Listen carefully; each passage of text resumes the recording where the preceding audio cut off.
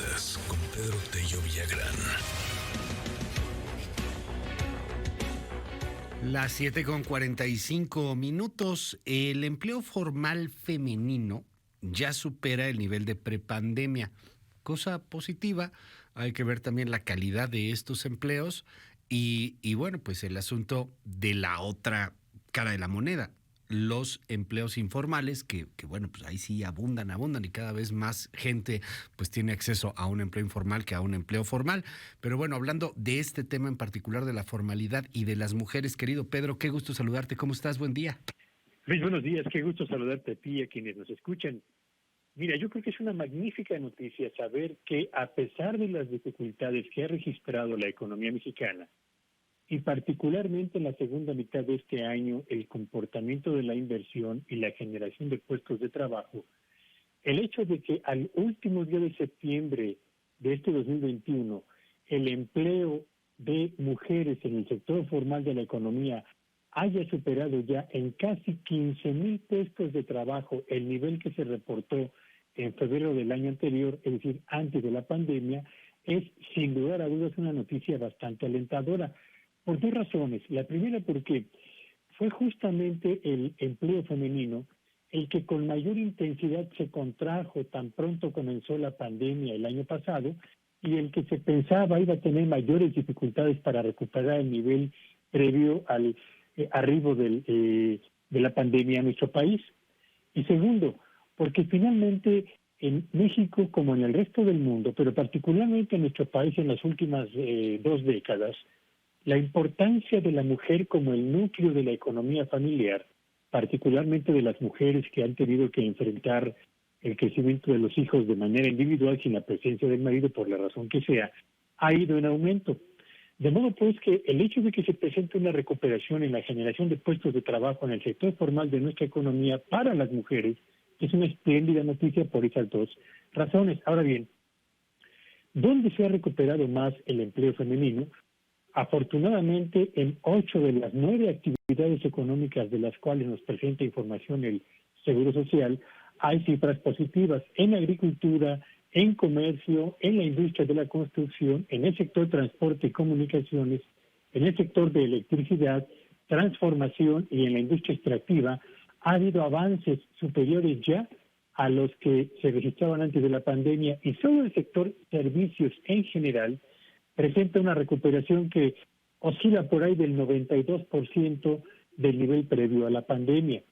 Y por otro lado, otro dato que me parece que es interesante destacar es el siguiente. De acuerdo con la información disponible, las trabajadoras cuya edad es superior a los 30 años ya lograron recuperar la totalidad de los puestos de trabajo que tenían antes de la pandemia. No ocurre lo mismo con las mujeres trabajadoras con edades inferiores a los 30 años. Pero bueno, el hecho de que al menos existan ya noticias favorables en el mercado laboral y para el empleo femenino, me parece que es una noticia que vale la pena subrayar, a pesar, como bien lo ha señalado Luis, de que habría que ver cuál es la calidad de estos empleos y no obstante, evidentemente, el debilitamiento de la actividad económica en la segunda mitad de este 2021. Muchísimas gracias, Pedro. Son, para resumir, ¿cuántas mujeres que están siendo empleadas hoy en el mercado formal? Estamos hablando de cerca de 15 millones de mujeres. Okay. Y son casi 15,000 más. Ajá. De las que se tenían registradas en febrero del año pasado. Que el mercado formal completo más o menos era que de unos 35 por ahí, Pedro, ¿cómo cuántos? 35, 36 millones de trabajadores. O sea, prácticamente la mitad, ¿no? Poquito menos de la mitad. En efecto. Que es la otra parte de la historia, lo que falta todavía recuperar el equilibrio en el mercado laboral mexicano que existía hace escasos 2 años.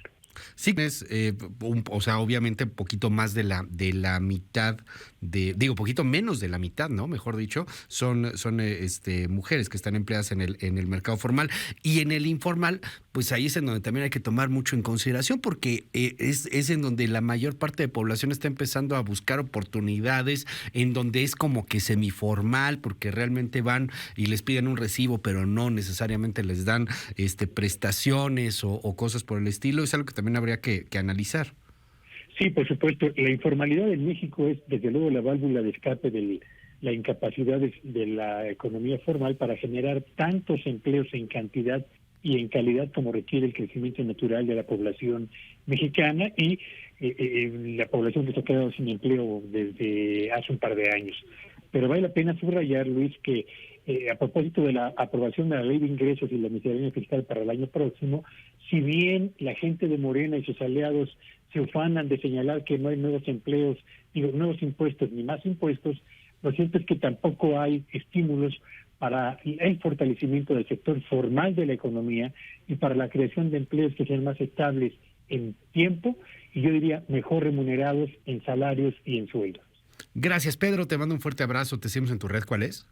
Síganme en Twitter en @Petello Villagrán y que tengan un espléndido día. Gracias. Es Pedro Tello, 7:51.